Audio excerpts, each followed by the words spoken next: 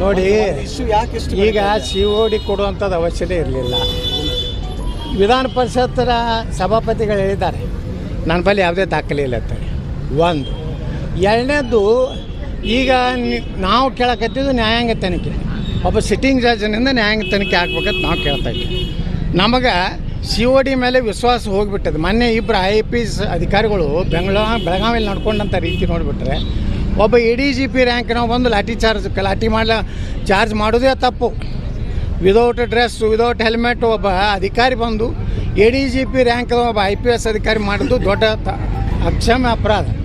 ಅದ್ರ ಜೊತೆಗೆ ಏನು ಪೊಲೀಸ್ ಕಮಿಷನರ್ ಅದಲ್ಲ ಬೆಳಗಾವಿ, ನಾನೇ ಹೋಗಿದ್ದೆ ಖಾನಾಪುರ ಪೊಲೀಸ್ ಸ್ಟೇಷನ್ಗೆ.